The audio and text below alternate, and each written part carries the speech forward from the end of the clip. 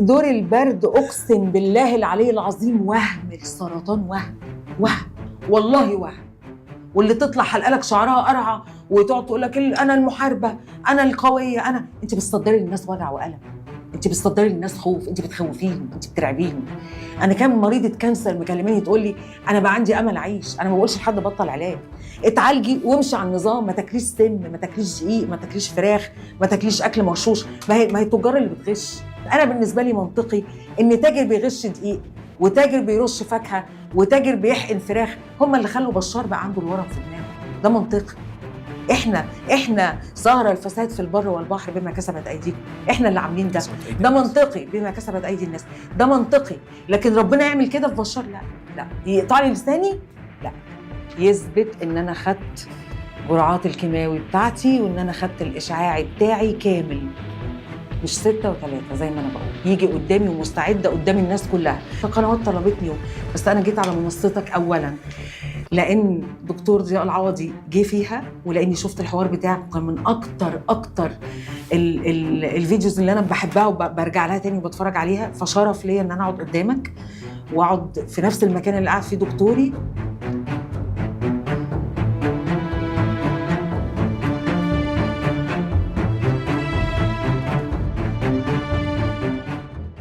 ازيك يا شيماء؟ الحمد لله، كله نورتينا والله. نورك، ميرسي.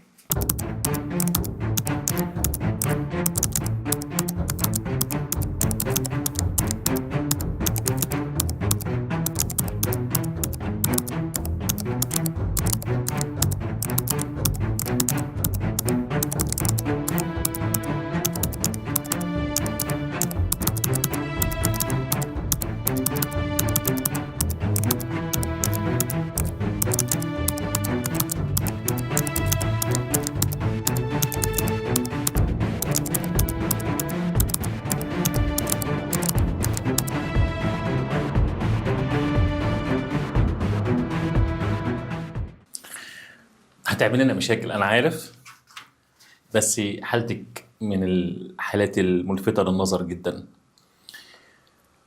احنا بنتكلم في كانسر في اللسان، وبتقولي انه تم شفائك على ايد دكتور ضياء وعلى نظام الطيبات. بتعيطي في الاول، احنا لسه ما اتكلمناش، احنا لسه سيب العياط شويه للاخر. اوكي. طبعا الدنيا يعني هاجت عليك يا شيماء ان الموضوع مش سهل فعلا. يعني انت بتتكلمي في سرطان مش حاجه قليله يعني.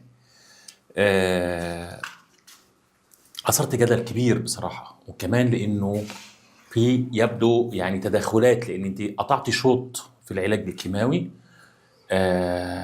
وبعدين قلتي ان انا لا، مش اللي شفاني العلاج الكيماوي، انا شفيت على نظام الطيبات. واظن ده يعني اثار غضب الاطباء اللي عالجوكي واطباء المنظومه يمكن كلها يعني. انا عايز ابدا معاكي من الاول خالص. لما اكتشفتي ان عندك كانسر في اللسان، يعني قولي لي كده، انت ايه وجعك؟ يعني حسيتي بايه وليه رحتي كشفتي وقالوا لك ايه؟ ابدأي من الاول خالص. اول حاجه طلع لي حبايه تحت اللسان. حبايه صغيره كده، كان اخر رمضان 2025. حبايه زي اللي بتطلع لنا كلنا، حبايه عاديه جدا في لساني من تحت. سبتها اسبوع ابتدت تكبر. كنا داخلين على عيد، عدينا رمضان وعدينا العيد. انهي رمضان؟ رمضان 2025 مش 2026. فقعدت شويه كده، وبعدين طلعت سافرت شهر 5 دهب، وبعدين رجعت برضو لقيتها بقى ابتدت تكبر وشكلها بقى مرعب. يعني مش شكل عادي، مش الشكل الطبيعي اللي انا او اللي انت ممكن تشوف. لا، هي صلبة جدا ومفتوحة ومش بتنزل دم. يعني كنت لما بطلع لساني ابص عليها الاقي بتتفتح ومش بتنزل اي دم. فلا، شكلها كان انا قلبي بيتقبض منها، شكلها مش حلو. فرحت لدكتور اسنان في مدينة الخمام، مش هقول اسمه لان انا ما كنتش اعرف ان الجزء ده تخصص وجه وفكين. فانا هروح لدكتور اسنان. شخصت غلط، شافها قال لي حبيبتي انت متجوزه؟ قلت له لا. قال لي اصل ده هيربس بيجي من الامراض الجنسيه. فقلت له لا يا دكتور انا عارفه كويس انا بقول ايه، مم. انا مش متجوزه وده مش صح. قال لي خلاص عايزين نعمل تحاليل معينه، وكتب لي تحاليل دم وحاجات كده. رحت عملت التحاليل اللي هو طلبها ورجعت تاني على العياده، وكنت حاسه تحفظ واحراج من الدكتور، لان هو قال لي حاجه ضايقتني وفي نفس الوقت انا عايزه اعرف ايه اللي عندي. فانا بوريك موقفي مع اول دكتور رحت للدكتور، شاف قال لي بصي دي بنسبه كبيره قرحه، وهنقعد شويه، لو فضلت كده يعني يديني علاجات وحاجات، لو فضلت بنفس الشكل ده هنضطر بس ان احنا نتدخل جراحيا نعمل لها ازاله، مش هتحسي بحاجه، هيبقى بنج موضعي وهنشيلها. تمام. كانت بقى الاول حبايه صغيره كده مفتوحه، كتب لي اوراكيور ومسكنات وحاجات مراهم. وانا طبعا قعدت بعد ما مشيت من عنده شهر ببعت له صور واقول له يا دكتور انا بحط الاوراكيور، انا بحط، لا معلش بس واظبي عليه، لا معلش حط طحينه، ماشي ادي طحينه، ادي مش طحينة؟ 3 شهور ادي طحينه، ادي مش عارفه ايه. ليه تمام. الطحينة؟ مش فاهم. هو قال لي الطحينه بتضيع القرح بتاعه اللسان. قعدت لحد ما بقت قد كده، كوره كبيره جدا. فانا خلاص بقى انا ومؤلمه، ما كانتش مش مؤلمه، لا هي كان فيها الم لان هي في منطقه اللسان، يعني هي في حته حساسه جدا. كل ده انا بشيش، محدش شك ان ده كانسر. ما فيش حد حواليا. وبعدين عايزه اقول لك على حاجه مهمه جدا، كان عندي مشاعر عار مش طبيعيه.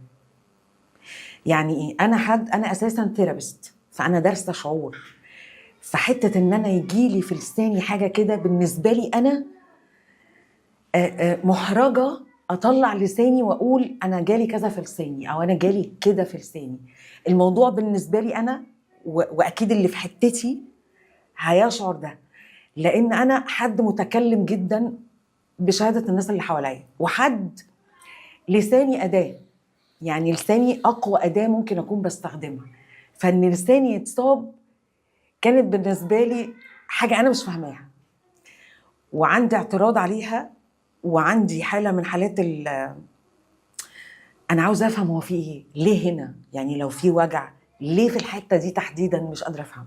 طيب لحد ما جالي دكتور في الكافيه، انا عندي لاونج كافيه وقاعده وانا بشيش، يعني انا في الشيشه فظيعه. فقلت له دكتور، هو دكتور تخدير في جامعه مصر، صديق ليا.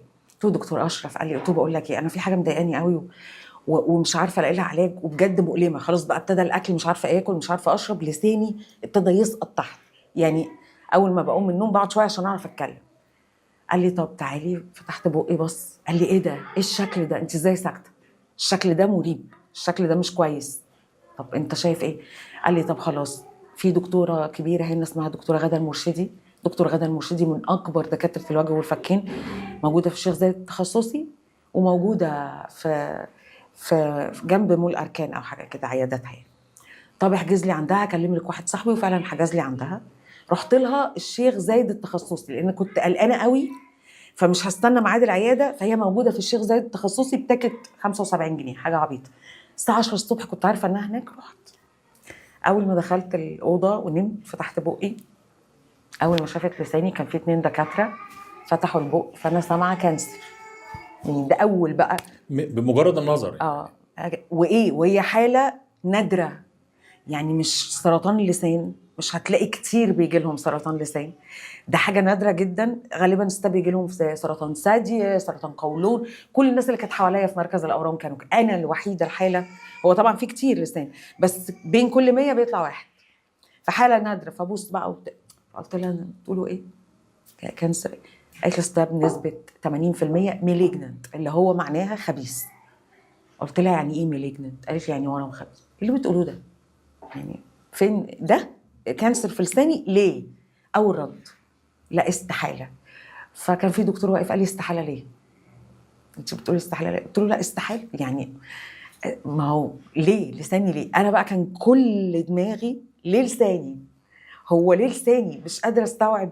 ممكن في اي حته في الجسم كان هيبقى لي ردود افعال تانية، لكن اللسان اداتي اكتر حاجه في الدنيا. انا بحب صوتي، بحب طريقه كلامي، بحب فيا الاداه دي. حاسه ان انت ربنا ممكن يكون مديك نعم كتيره، منها النعمه دي انا شايفاها نعمه، فانا شايفه ان في نعمه بتتاخد مني او في حاجه غلط فيا انا مش عارفه فيها.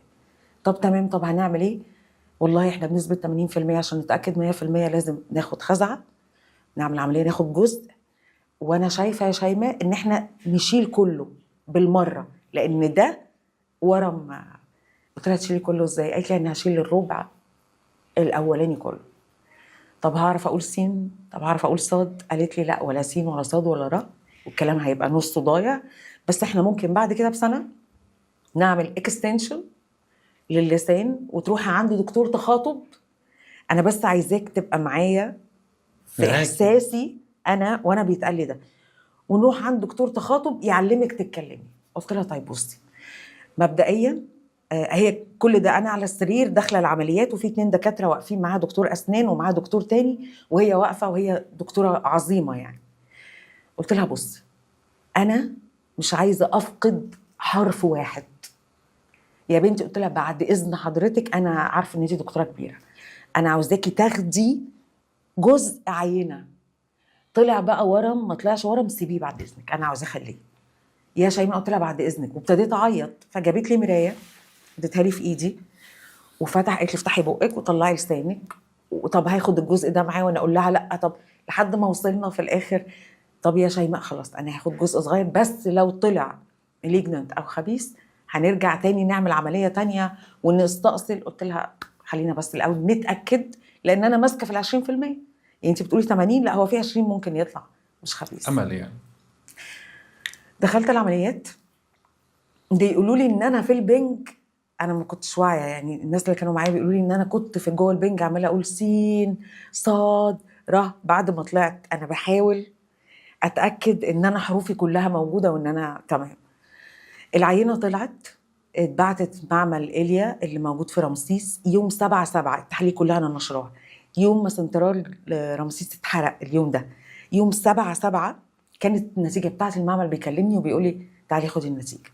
راح حد يجيب لي النتيجه، الخطوط كلها اتقطعت، النت كله مقطوع، انا رن عليه مش عارفه اوصل له، والتحليل طالع النتيجه باليوم 7/7.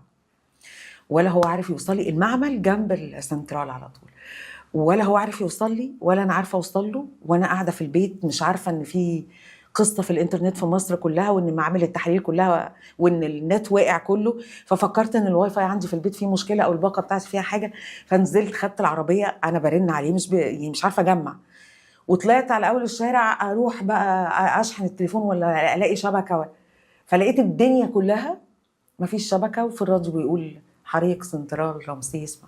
فانا قلت بس خلاص يعني انا عارفه النتيجه بتاعتي طلعت ايه، لان انا حد روحاني. شقمتي؟ مش تشاؤم، انا حد باخد بالرسائل. يعني انا ممكن تقعد تتكلم قدامي كتير قوي، شكلا كلامك منطقي، شكلك بتعرف تتكلم كويس قوي، منظم منمق شيك لابس براندات، بس انا من هنا في حاجه بتقولي لا، فهيبقى لا حتى لو مش منطقي. فانا دايما بمشي بهنا. فانا حسيت ان دي رساله جايه لي، شيماء انت داخله على اختبار تقيل تمام. فخلاص بقى يعني ما بقتش ارن، رحت قعدت في الكافيه. طبعا قبل ما الشخص ده جه بقى بالعربيه وطلع عينه، فهو داخل عليا ماسك الاشاعات فبيبص لي كده، فانا تمام كنت بضحك، انا ببتسم.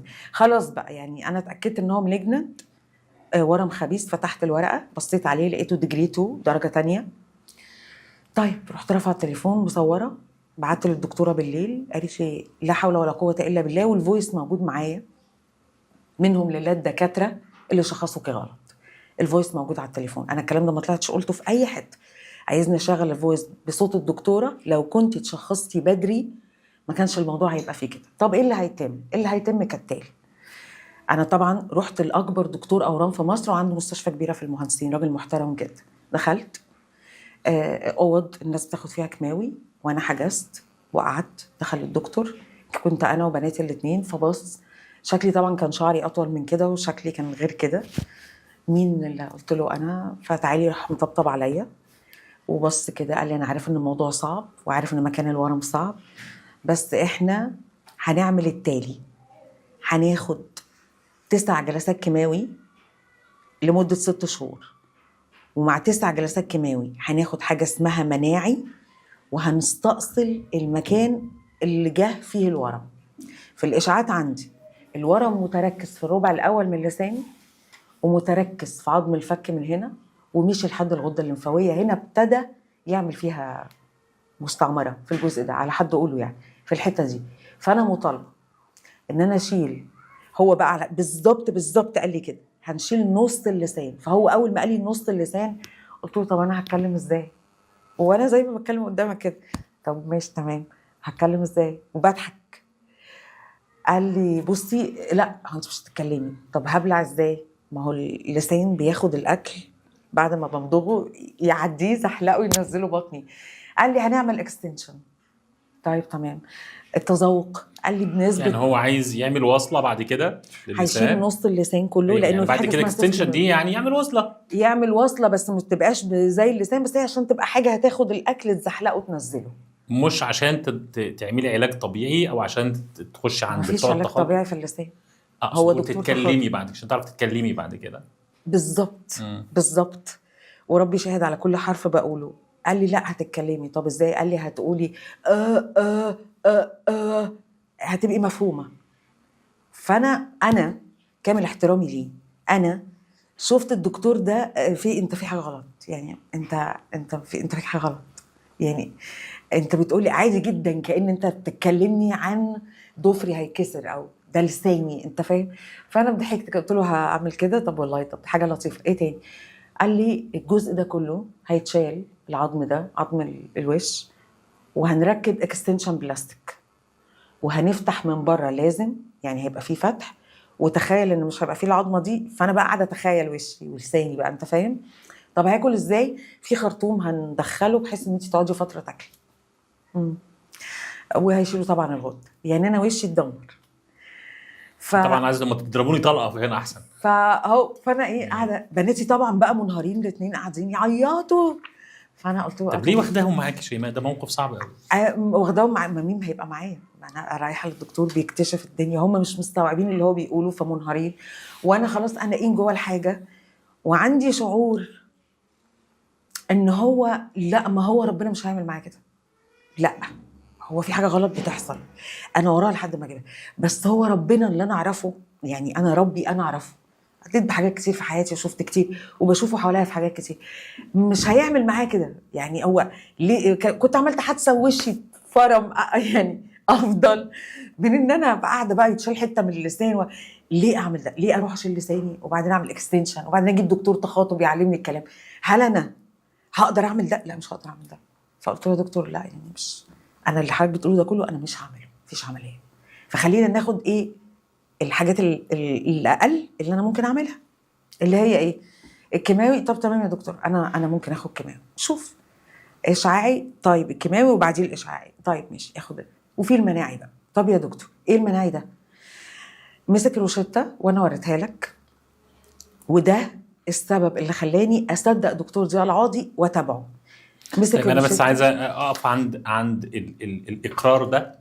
ده في الوقت ده انت كتبت الاقرار ده لما رفضتي انك يتم استئصال اي جزء من لسانك او هقول من لك فكك؟ كتبته فين. ده كتبته في مستشفى الدمرداش. والكارت ده لما رحت عند الدكتور ده ولما ابتدى يقول لي الكلام ده مسك الورقه نفس الدكتور اللي في المهندسين وكتب لي، قال لي بصي، وراح كتب رقم تليفون MSD اسم شركه ورقم تليفون. هتروحي للشركه دي هتجيبي منها الدواء وتوريهم الروشته انك جايه من عندي، هيعملوا لك خصم 100,000 جنيه. طبعا دواء الخصم عليه 100,000 جنيه. فانا يبقى الدواء، هو الدواء كام؟ قال لي هتاخدي كل اسبوع، كل 3 أسابيع، كل 21 يوم، كل 21 يوم ب83,000 جنيه جلسه مناعي. تمام؟ المده 6 شهور، يعني 1,300,000.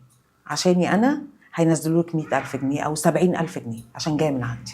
نفس الكلام اللي قاله دكتور ضياء، ان الدكتور بيبقى له ريت في الشركه فبيبعتني اجيب الدواء. طيب انا ساعتها ما كنتش اعرف دكتور ضياء وانا قاعده.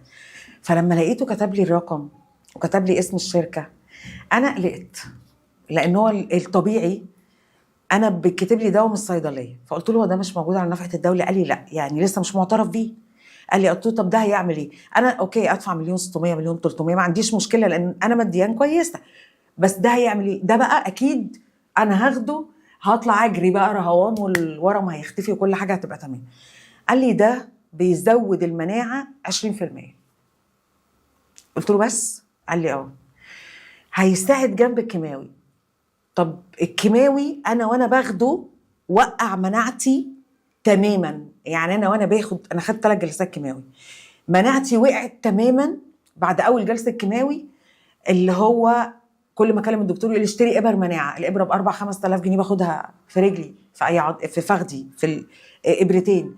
طب انا هشتري مناعي ب1,300,000 واخد كيماوي بيوقع المناعه ازاي؟ يعني دي بقى بجد ازاي انا باخد حاجه مش بتوقع شعر بس، ولا هي بتوقع كل حاجه، حتى النخاع اللي في جسمي انا ما كنتش بعرف اقوم امشي، هي بتوقع كل حاجه، وبعدين اقوم جاريه مرجعه المناعه بدواء ب1,200,000. انت لما سالت السؤال ده هو جاوب عليك الدكتور قال لك ايه؟ انا قلت له، ممكن يكون في وجهه نظر انا يعني. قلت له طب هي مناعتي فين؟ هو انا عايشه، انا المفروض عايشه، فين مناعتي؟ اروح اشتري مناعتي ليه ب1,000,000؟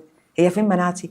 قال لي الورم الخبيث جسمك ومناعته بتعدي رايحه جايه عليه ما بتقدرش تشوفه، لانه بيبقى لابس كوت او بيبقى عليه كفر او بيبقى عليه حاجه، فالجسم ما بيعرفش يقرا ان ده ورم، والورم في الوقت ده بيتكاثر، فالدواء المناعي ده هيخلي الجسم يشوف الورم ورم ويأتك. بيهاجم بقى. اقتنعت. بس 20%. طيب تمام، خدت كلام الدكتور وقلنا نبتدي في اول خطوه. ما رحتش الشركه طبعا، ما جبتش الدواء ده، رحت عشان اخد اول جرعه كيماوي. اخدت اول جرعه كيماوي، رحت مستشفى الدمرداش، بعتني لدكتور اسمها نيمين، ودكتور نيمين قالت لي تعالي لي على المستشفى عشان ممكن يكون التكاليف في المستشفى اقل من التكاليف اللي هتبقى في العيادات، يعني اللي عنده خاصه. قلت له لا انا مش هدفع في جلسه كيماوي 27 و24 الف جنيه، لا انا هاخده على نفقه الدوله. ورحت على نفقه الدوله، يعني كان معايا ان انا اخده خاص، بس انا رحت على نفقه الدوله. فتعمل لي الكارت ده، انا ما كان يعني ما دخلتش خدت الجلسه، يعني قدامك الكارت اللي خدتها في السلام بقى. في الدمرداش كشفوا عليا وقالوا لي لا ده لازم استئصال لسان. لا فتحت ملف نفقه الدوله، لا لازم استئصال لسان. قلت لهم لا انا مش رافضه ومش هعمل ده، وانا ممكن اخد الاشعاعي مع الكيماوي، وانا لا حضرتك الحاله بتاعتك. كنت قالت لي تمام، راحت مطلعه ورقه كتبت الاقرار ده، كتبتني اقرار. وكانت معايا ساعتها بنتي حاله عندها 16 سنه، حاله كانت ضد حاله جسد فكري نشط. يعني ايه؟ يعني هي واحده بتحلل وتفكر بعقلها، المشاعر عندها او الروح مش حاضره قوي. ايه المشكله يعني يا ماما لما تشيلي جزء من لسانك؟ ما تبقي معانا، انت انانيه. الدكتور قال لك لو انت ما شلتيش جزء من لسانك هتموتي والورم هينتشر في جسمك والالم هيبقى غير محتمل. هو فعلا قال كده. طب ما تقعدي معانا. قلت لها انت عايزاني اقعد معاكي من غير لسان؟ انت اللي انانيه، انا اخترت يعني مش هشيل حاجه. هنمشي في اي علاج بره ان انا اروح اشيل، انا مش هشيل حاجه، اي حاجه مش هشيل اي حاجه من جسمي.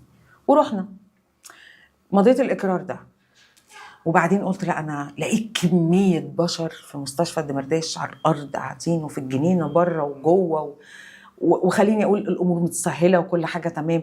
يعني في جهد رهيب من الدوله بيتصرف على الكيماوي ده حقيقي، ناس كتير قوي، وانا واحده من الناس دخلت خدت العلاج بتاعي على نفقه الدوله. تمام. قضيت اليوم كله. بعدين كلمت دكتور نرمين قلت لها لا انا مش عايزه اخد الكيماوي على نفقه الدوله، انا عايزه اخده خاص، لان انا مش قادره ابقى في المستشفى، انا عايزه ابقى في اوضه لوحدي واحس الرفاهيه، مش هيبقى مرض لا. حجزت لي في مستشفى جوستاف روسي ده خاص. رحت المستشفى قالوا لي 27,000، دفعت 27,000. ركبوا لي حاجه كده بامب بيتحط فيه الكيماوي، ادوني 2 وقالوا لي انت مش محتاجه تقعدي في المستشفى، روحي والبامب ده تابعيه، اول ما يخلص فكيه وركبي البامب التاني وهو شغال. اول جرعه كيماوي واخدها في حياتي وهو شغال. خدت البامبين دول ودفعت الفلوس وروحت. اول يوم خلصت، قعدت يومين بخلص في اول بامب. تاني بامب انا مش قادره اقوم من السرير عشان اخش الحمام، يلاقوني واقعه جنب الكرسي فيفوقوني. ايه ده؟ انا فقت. كلمت الدكتور الحقني يا دكتور انا مش قادره اقف، انا تعبانه، معلش خدي دواء كذا. ابعت اجيب من الصيدليه. ريقي نشف. ابشع حاجه في الحياه الكيماوي. ريقك ناشف مع تقرحات في الفم، مع امساك وشويه اسهال، مع سخونيه، مع ان انا حاسه ان انا ورقه. بقيت اقول طب انا بقالي شهر رايحه جايه على دكاتره وعندي كانسر، ما حسيتش اللي انا حاساه ده. ايه النيله دي؟ ايه اللي انا فيه ده؟ ايه اللي بيحصل لي ده؟ لا هو ده المرض.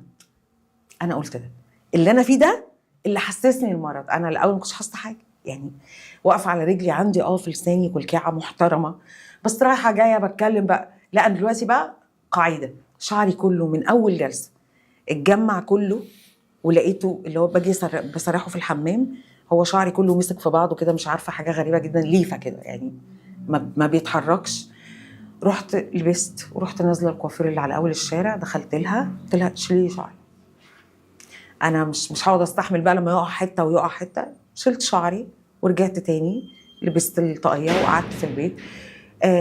عديت رابع يوم تعبانه جدا، قالوا لي تعالي جوستاف روسي. رحت جوستاف روسي، قالوا لي سوري، المفروض الممرضه كانت تفهمك ان ما بين البامب ده والبامب ده لازم تاخدي تنظيف اورده. ايه تنظيف اورده؟ الكيماوي كيميكالز عاليه جدا، انا بسميه سم. فلما قعد في الاورده بتاعتي فتره طويله جسمي ما استحملوش. طب تنظيف اورده 14,000 جنيه. دخلت الاوضه، يلا يلا يلا، محاليل محاليل محاليل. قمت على حالي شويه، روحت البيت، على بالليل كنت واقعه في الارض. فبنتي كلمت باباها، يا بابا الحق ماما، هو طليقي مستشار، الحقها. جالي بالعربيه تحت البيت وخدني متشاله. رحت مستشفى السلام، لانه هو يعني هو عارف دكتور هناك، تعالي نروح، يلا خدني ورحت. انا نازله المستشفى على كرسي بعجل، من الكيماوي مش من الكانسر، داخله على كرسي بعجل. قابلني الدكتور، الف سلامه عليكي، انت ازاي خدتي الجرعه الكبيره دي كلها من غير ما تكوني واخده تنظيف اورده؟ وراح مدخلني اوضه اسمها اوضه الديتوكس. كانت الساعه 11، دخلت اوضه الديتوكس، اوضه مليانه كراسي ريكلاينر. انا عمري ما انسى المكان ده. كراسي ريكلاينر اللي هي المريحه دي، والستات قاعده، هي ديتوكس ستات وديتوكس رجاله. بياخدوا بقى كمام كتير قوي. فبصيت كده، مالك وجمادي، وبيضحكوا بقى، اللي هو انت بتاخدي كيماوي ازرق ولا احمر انت؟ وقاعدين سندوتشات الفول وبياكلوا مخلل وايد فيها الكيماوي، وهم بياكلوا ويضحكوا، ودي تقول لها عملتي ايه؟ انا حطيت حنه على شعري. اتألمت ألم، مش ان انا خلاص بقى انا لازم اعترف انا دلوقتي مريضه كانسر، انا كل ده بكابر، بس انا مش مقتنعه يعني ان في مجتمع كده، او انا شايفه الناس متصالحه قوي مع فكره ان ممكن يكون راحت لدكتور شلها سوري صدرها الاثنين. انا بالنسبه لي ده مصيبه، يعني انا بالنسبه لي ده الم ما فيش بعده الم، بس كنت شايفاهم اقوياء قوي. فاتألمت، كنت قاعده ببص عليهم. جت واحده منهم قالت لي، انا بقى عماله ابلع في ريقي ناشف جدا، فهي ادفانسد في الموضوع، هي خبره. فادتني واحده هولز، قالت لي نعناع هولز وجمادي، ولازم تقوي، واحنا رحلتنا طويله، واحنا حربنا كبيره، واحنا انا كل ده انا شايفه ان انا لا انتمي للي بيحصل ده، في حاجه غلط. انا موضوعي ابسط من كده. انا يعني الناس بتعاني وكامل الاحترام ليهم، بس انا مش معاكم. انا دماغي انا مش من ضمن المنظومه دي، في حاجه غلط بتساءل. تمام، خلصت تنظيف الاورده، قلت له انا ارتحت في المكان ده، فممكن انقل بدل ما اروح اخد في الدمرداش او في اي مستشفى اخد جرعاتي هنا. قال لي تمام. عملوا لي الكارت الاصفر اللي انا كنت حاطاه هتاخدي باقي لي كام جرعه؟ باقي 8. اول جرعه هتاخديها يوم 6/9 تقريبا، مش فاكره. وروحت جهزت لنفسي لاول جرعه كيماوي، خدت شنطتي وخدت حاجتي ونزلت. رحت لما بروح المستشفى بتحجز 5 ايام، بقعد في المستشفى 5 ايام باخد كيماوي صبح وليل، وبعدين بطلع اقعد 10 ايام وارجع اخد تاني 5 ايام متواصل. المستشفى العلاج على نفقه الدوله، انا بقول الحقيقي اللي حصل. الاوضه فيها تلفزيون، فيها تكييف، فيها كل حاجه، الاكل بيجي لك. انا كنت قاعده كل ده ببلاش، فطبعا انا حلو ان الدوله تبقى شايله كل ده. ايه ده؟ ايه كميه ناس كتير قوي. ينزل لك الربع فرخه مع الرز مع الخضار، العشاء جبنه مثلثه مع بيت زبادي، في كل وجبه داخله اهتمام، دكاتره طالعين دكاتره داخلين. فانا ابريشيت قوي الحته دي، ان انت ممكن تبقى حد عادي وتخش تتعالج وتمام والدنيا زي الفل. فكانت دي حته انا لازم اقولها، انا ما عنديش خلاف عليها. بس وانا في الاوضه كل الستات اللي جنبي او كل الستات اللي معايا في نفس الاوضه حالتهم ما تصورش. في واحده كانت جنبي انا عمري ما هنساها، دي فضلت تاخد كيماوي 2 خفت من الكانسر. قالت لي انا خفيت. طب انت قاعده بقى واخده الكيماوي؟ طب انا خفيت. طب انت خفيتي، انت جايه ليه؟ ادمنتي الكيماوي ولا ايه؟ انت جايه ليه؟ قالت لي الكيماوي جاب لي ارتشاح على المخ. وهي تشوفها وهي قاعده، هي ريبوت، هي قاعده عامله كده. فانا بحاول اجر معاها كلام، اتكلم معاها. طب ايه الارتشاح ده؟ الارتشاح على المخ ده لازم يعملوا عمليه ويفتحوا ويسحبوا وبذلوا. فهي خفت، بس ستيل هي اسيره جوه معهد الاورام، بتيجي وبتاخد كيماوي لانها خايفه. الدكتور قال لها ممكن يرجع، فخدي.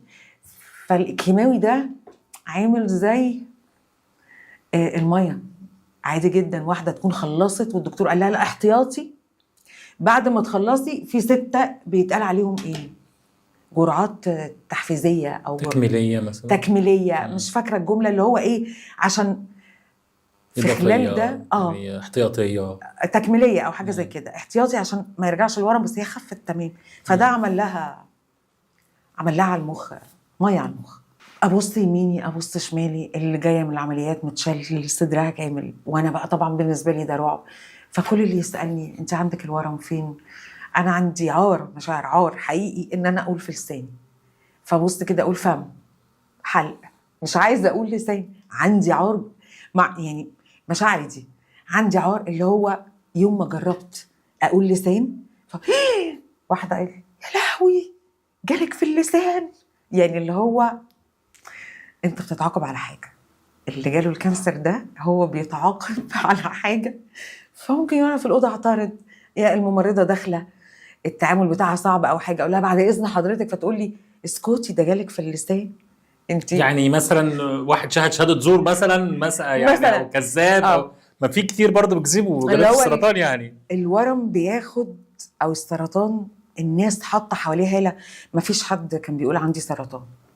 لسه الافكار دي يعني دي كانت افكار قديمه قوي، وكانت بتبقى في الريف اكتر من هي في المدن.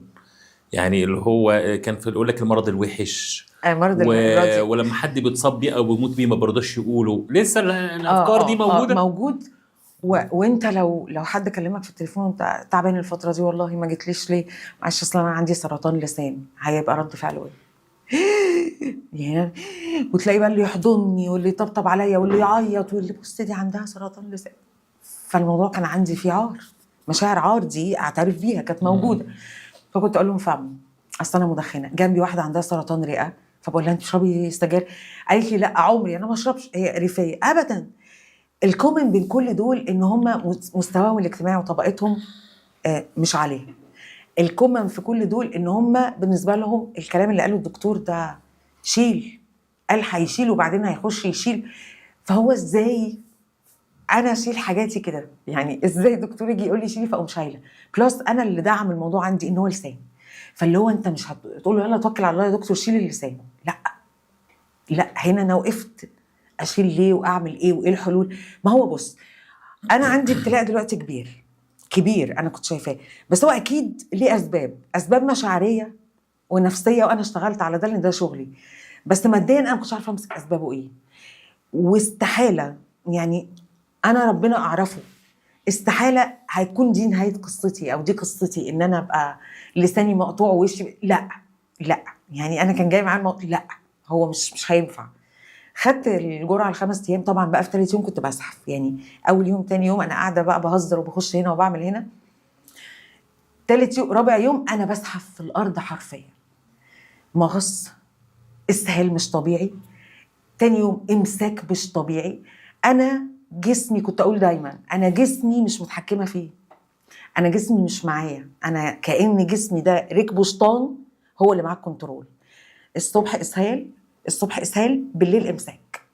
الطعم والمذاق راح، الميه ما بعرفش ادوق طعمها، عايزه اشرب مش عارفه اشرب، عايزه اكل مش عارفه اكل. بقوم من على السرير، عارفه اما واحد يبقى عنده 120 سنه فرجليه تعمل كده، ركبي مش شايلاني. فايه ده لا. خلصت اول جرعه، روحت البيت لاولادي قلت لهم قسما بالله ما رايحه ابدا، مش هاخد كمان يا ماما. انت دلوقتي خدتي كام جرعه؟ خدت كده جرعه. كام جلسه؟ هي اول جلسه ومشيت، اللي هي بقعد فيها باخد 5 ايام. بيدوني الصبح واحده وبالليل واحده، وفي نص اليوم يخش دكاتره تتكلم معايا وحاجات كده. انا ليا 9 المفروض اخدهم، كل جرعه بروح بتتسجل بتتكتب، لان انا داخلي هتلاقي حتى في اللي انا مشيراها داخلي بتحجز.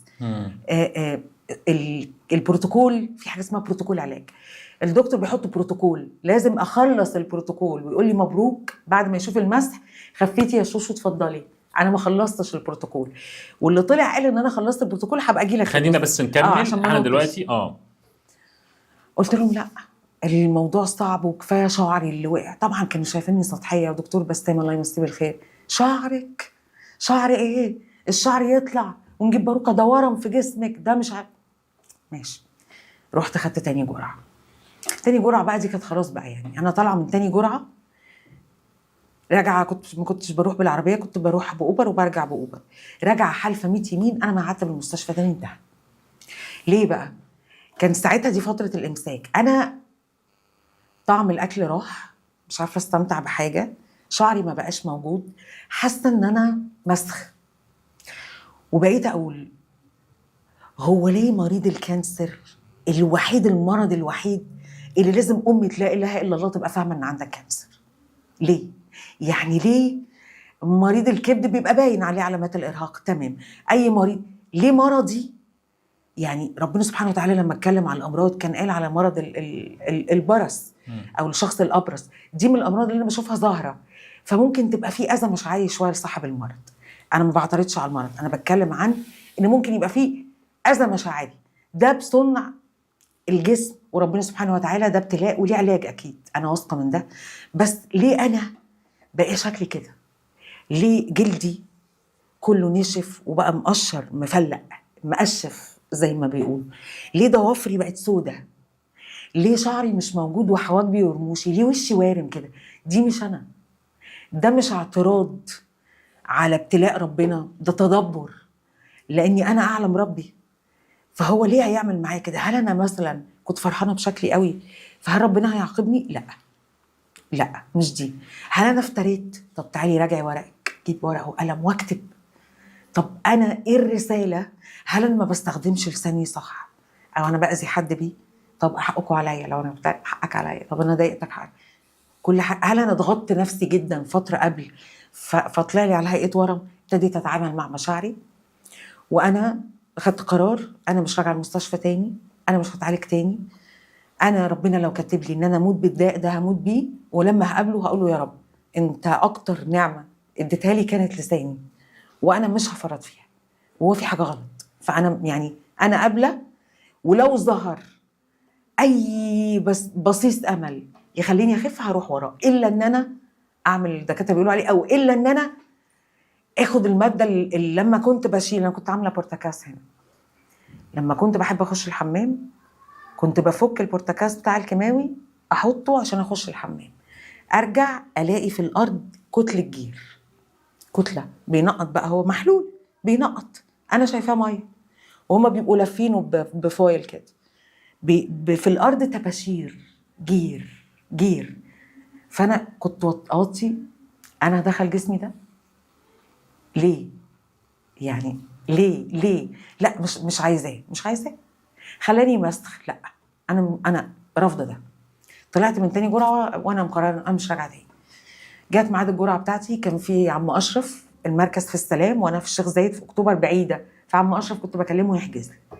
يا مدام مش قلت له عم اشرف انا مش جايه، لا ما ينفعش، مش جايه، انا هعمل المسح بتاعي ومش هاجي تاني، انا مش هاخد كيماوي تاني، مش هدخل جسمي كيماوي، شعري ينبت ويطلع، وابتديت اجيب زيت زيتون، وابتديت اجيب زيت خروع، وابتديت مش عارف ايه، مش هاخد كيماوي طبعا. طيب ما حسيتيش بانه في تحسن مثلا في لسانك، ان الكتله موجوده زي ما هي ورا؟ ما خسيتش شويه بعد الكيماوي؟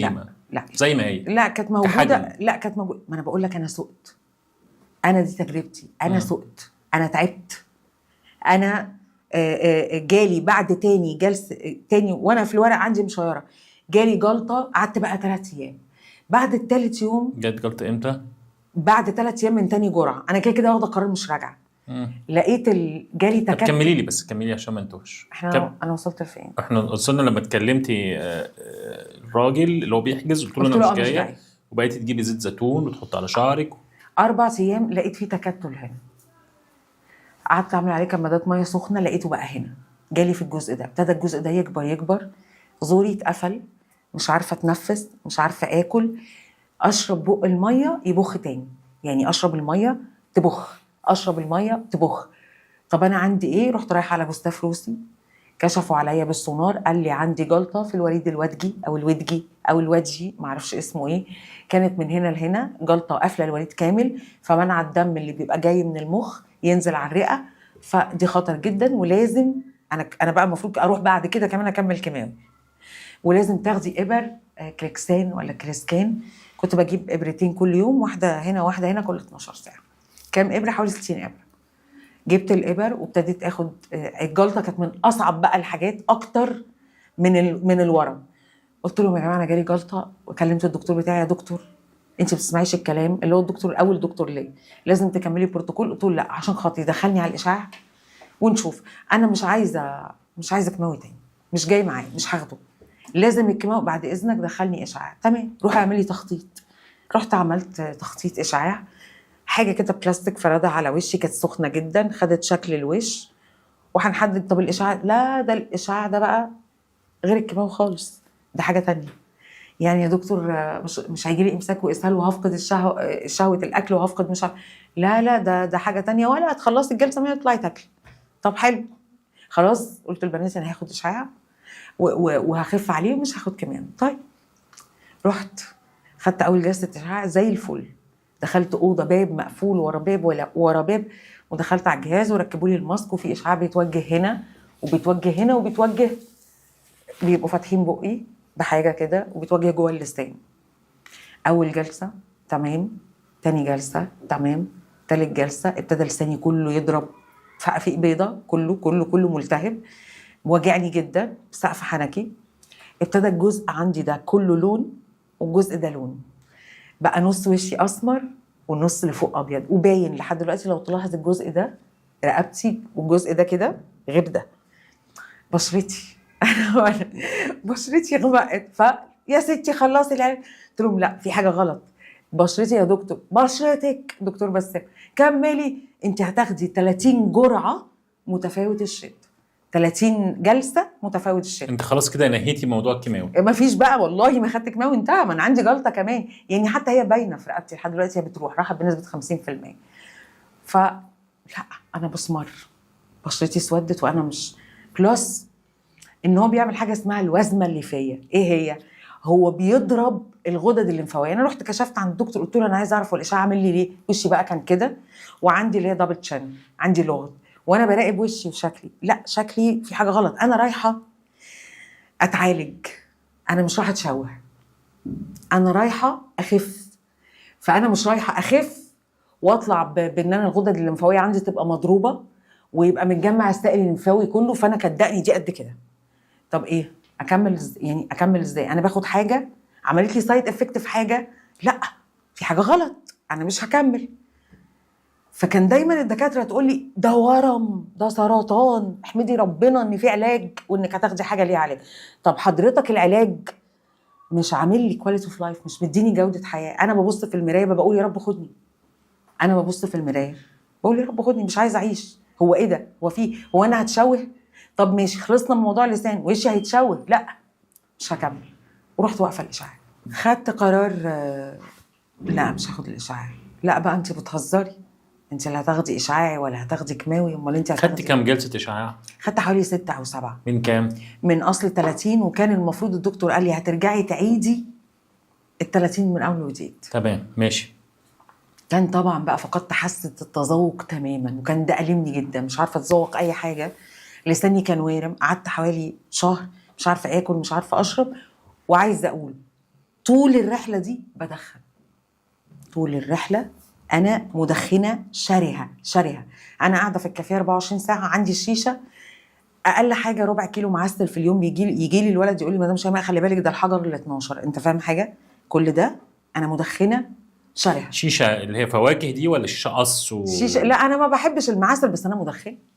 هو في اريتيشن، انا بمسك اللاي 24 يعني ساعه. مش معسل، اللي نفس هو المكان اللي طلع فيه الورم اللي كان هو تحت. الدخانه اللي هي بتاعت الفواكه الخفيفه دي. وساعات بشرب معسل اسكندراني عادي، بشرب ده وبشرب ده، بس ما بحبش السجاير، بس انا مدخنه شيشه. فانا الدكتور اول ما رحت له اتشخصت سرطان اللسان بسبب التدخين. اوعي تقربي من التدخين. تمام، بس انا بشايش. يعني هو قالك بسبب التدخين؟ طبعا. ما هو ورم اللسان هيطلع بسبب ايه طبيا غير التدخين او سرطان الفم تحديدا. طيب تمام، انا وصلت. بس هو يعني اقرب للمنطق الظاهري، يعني واحده بتشرب شيشه كتير قوي وجالها اكيد ما جاليش من البيتزا يعني. لا يعني هو انا بقول لك اكيد لو اي واحد في الشارع هيقول لك كده، يعني مش لازم يبقى طبيب يعني. المهم قررت ان انا خلاص، لا انا هوقف علاج، هشتري كريمات، هظبط نفسي ومش هتعالج. الورم بقى انتشر، ابقى اخد اي مسكنات اشتريها او اعمل اي حاجه لحد ما اقابل وجه كريم. وانا لو قاعده، حتى قلت لولادي كده، انا همشي 2027 اللي هي السنه الجايه اللي هي جايه، انا ممكن اقعد سنه عبال ما الورم ينتشر، اعمل كل الحاجات اللي كان نفسي فيها، و2027 اقابل بقى وجه كريم، ابقى اخد بقى مسكنات رمضول، اي حاجه تهديني. بس الليله دي كلها انا مش داخله دماغي، مش عايز خلاص. طبعا كان عندي في البيت اعتراض شديد، والدتي جت من اسكندريه وبقت تقول لي لا وعلاجك انتوا شعركم وقع، انتوا بقى شكلكم كده، سيبوني بقى انا مش هفرط. كان شعري ابتدى يطول، وانت اكيد شايف شعري، بص يعني. لا انا اتشخصت 7/7، اول جرعه كيماوي 6/9. بص طول شعري يعني، اكيد انا مش باخد كيماوي اشعاعي بقالي مثلا 4 5 6 شهور اقل حاجه عشان الشعر يبقى كده وشي يبقى كده. الكيماوي بيورم الوش كمان. تمام، قعدوا يبعتوا لي في المستشفى. دكتور احمد اللي كان بيديني الاشعاع راجل محترم جدا، يبعت مع اشرف يقول له المجنونه دي تيجي، خليها تيجي عشان تاخد الجرعات بتاعتها. طيب ما بقتش اخد الجرعات. في حد انا جايبه العربيه بتاعتي منه، هو عنده اجنس عربيات، حاج اشرف من الهرم، لقيته مكلمني الساعه 10 الصبح، بقول لك ايه، في دكتور طالع عمال يقول لك الاورام وبتتعالج ومش عارف ايه وبالصيام ونظام والطيبات قلت له طب ماشي حاج اشرف في الهرم. اشرف البطران لسه مكلمني وانا جاي. ابعت لي الفيديو. بعت لي الفيديو. اول فيديو شفته كان مع المذيعه بيقول لها خدي بقى دي، احنا لما بنحب نجيب لفار تجارب انفلونزا بناكله فراخ، وضرب على ميه كان شبه ده. فقلت ايه ده يعني، ايه اللي بيقوله ده؟ لا. ورحت ايه يا عم اشرف؟ قال لي والله بيقول كلام كويس بتاع. طب تمام. وانا على التيك توك، وانا شغلي على التيك توك بقلب في الفيديوز، لقيت فيديو ليه قدامي، فتحت الفيديو وقعدت اتفرج.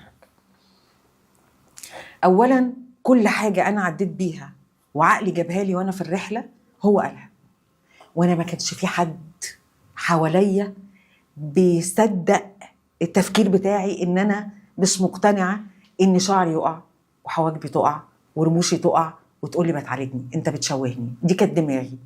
فلقيت حد ماشي معايا على نفس الخط.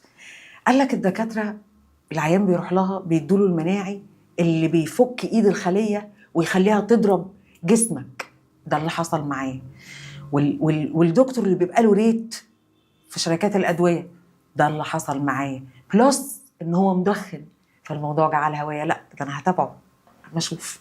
تمام، قعدت اتفرج عليه. بره كل ده، الكلام ده كان امتى؟ شهر كام؟ اخر شهر 9 اول شهر 10 قبل عيد ميلادي. 25. انا 23. لا يعني سنه 25. 20 اخر 2025 شهر 9/25 شهر 10 شهر 10. قعدت اتفرج عليه. تمام، انا مش هاخد. لا ثواني، انا خدت اخر جلسه اشعاعي شهر 11 27/11 اخر جلسه اشعاع كانت الجلسه رقم كام؟ عملت تخطيط الاشعاع شهر 11، خططت اشعاع شهر 11، اخدت 6 جلسات اشعاع. اخر جلسه كانت قبل في اول 12 في نص 12 شهر 12. انا عايزك بس تبقي يعني فاكره كويس. بص 4 أو 5 جلسات في الكلام اول ده شهر. هنعوزه في الاخر، لانه كم جلسه بتفرق؟ كم جلسه اشعاع بتفرق؟ خدت 6. كم جلسه كيماوي بتفرق؟ وقفت كيماوي امتى؟ 3 كيماوي 3 من 6 كام؟ إشعاعي. 6 اشعاع من كام؟ 6 لا ما خدتش 6 خدت 6 اشعاع. خدت 3 كيماوي 6 اشعاع من اصل 9، وكانوا هيكرروا ب9 تانيين بعد ما اعمل المسح. 9 في 9 البروتوكول بتاعي كان ياخد 9 واعمل مسح واخد 9. انا خدت 3. انا بسال في ده ليه؟ لان انا عايزك الذاكره تبقى حاضره، لانه الكلام اللي هيطلع بعد كده مهم من الدكاتره اللي كانوا بيعالجوكي، اللي هم قالوا انه الشفاء ده كان بسبب ال3 كيماوي وال6 اشعاعي. لا انا مكتوب لي. طيب خلينا نكمل. عرفت الدكتور ضياء؟ خليهم، لا معلش ثانيه، عشان خليهم يطلعوا البروتوكول بتاعي، ما انا ليا بروتوكول. يعني انا الدكتور كاتب لي بروتوكول امشي 9 في 9 كيماوي 30 اشعاعي قطع جزء من اللسان واخد مناعي، ما ده بروتوكولي، انا مشيت على ده. انت دلوقتي بتقول انت هتعالجني، طب يا دكتور ايه الكانسر؟ ليه بروتوكول. اي مريض عادي بيكتب له روشته، انا بيكتب لي بروتوكول. ايه بروتوكولي؟ 9 هنعمل مسح، 9 هنعمل مسح، هتروحي للدكتوره هتستأصل وهاخد مناعي وهاخد اشعاعي ولساني مش موجود، ما ده انا بروتوكول. بس مش عايز نفقد الخيط اللي احنا كنا ماشيين كويس كسرد. عرفت الدكتور ضياء من خلال الانترنت. تمام. عرفت دكتور ضياء وابتديت اتابعه، وما كنتش متشدده في النظام في الاول الا لما ابتديت اتعمق في الكاركتر اللي قدامي. انا واخده كورس اسمه عقود الارواح عند دكتوره سمية الناصر، هي دكتوره معروفه جدا في السعوديه. عقود الارواح بيصنف لك الاشخاص اللي بتيجي تدي رساله روح وتمشي. من ضمنها شخص يقال عليه الحكيم المجنون. يجي لك شخص عكس المنطق، عكس الوعي الجمعي، عكس الافكار النمطيه، شكله غريب يستفزك، بيقول كلام متناقض.